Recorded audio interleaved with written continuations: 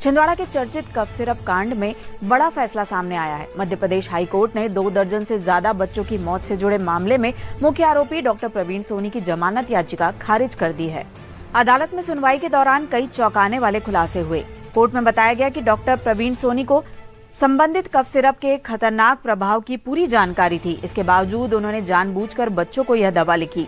जांच में सामने आया कि डॉक्टर सोनी अपनी पत्नी के नाम पर मेडिकल स्टोर संचालित कर रहे थे और मरीजों को उसी मेडिकल स्टोर से दवा खरीदने के लिए पर्चा लिखते थे।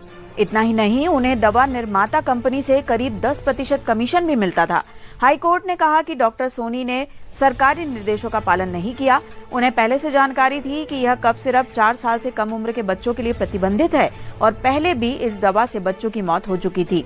गंभीरता को देखते हुए हाई कोर्ट ने डॉक्टर प्रवीण सोनी, ज्योति सोनी, राजेश सोनी और सौरभ जैन समेत 4 आरोपियों की जमानत याचिका खारिज कर दी है। सरकारी वकील चंद्रमोहन तिवारी ने अदालत में पक्ष रखते हुए आरोपियों की भूमिका को गंभीर बताया, जिसके बाद कोर्ट ने यह सख्त फैसला सुनाया।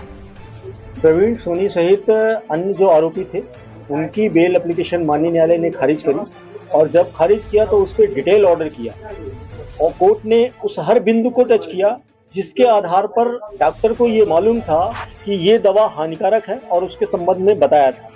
क्योंकि महत्वपूर्ण ये है कि उस जो दवा का डोज है उसका जो गाइडलाइन है 2023 की गाइडलाइन थी सेंट्रल गवर्नमेंट की। सेंट्रल गवर्नमेंट ने स्पष्ट रूप से कहा था कि जो आप दवा देंगे उसको 4 साल से कम बच्चे के लिए फिक्स डोज होता है, उससे ज्यादा नहीं दे सकते और उसके लिए भी डॉक्टर की परमिशन जरूरी है। डॉक्टर बताएगा कि कैसे किस प्रकार से कितनी दवा मात्रा में दी जा सकती है। बट उसका जो उसकी अवहेलना की गई और उसमें उन्हें दवा दी। दूसरी चीज ये थी कि उसमें एक डॉक्टर थे नागपुर के, उनने स्पष्ट रूप से उनको फोन करके बताया था और ये घटना के पहले, ये जिस दिन बच्चे जो इनने दवा दी थी और बच्चे बीमार पड़े थे तो घटना के पहले ही बताया था। घटना के 4 से 5 दिन पहले ही उनको जानकारी दी थी कि ये दवा से 33 बच्चे की मृत्यु हुई थी दिल्ली में, इसलिए इस दवा को देने से आप परहेज करें। लेकिन डॉक्टर सोनी चूंकि वो स्वयं उनकी दुकान थी, स्वयं वो मेडिकल स्टोर चलाते थे अपनी पत्नी के नाम पे और कमीशन प्राप्त करते थे 10%। और ये इस डिटेल के बारे में जो हमारी जब जांच टीम ने जांच किया तो ये पाया कि वो कंपनी से भी 10% का उनको कमीशन प्राप्त होता था।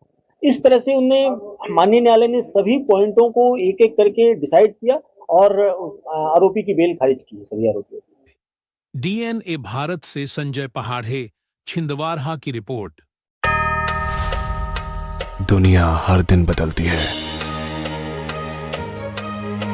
खबरें हर पल बनती हैं।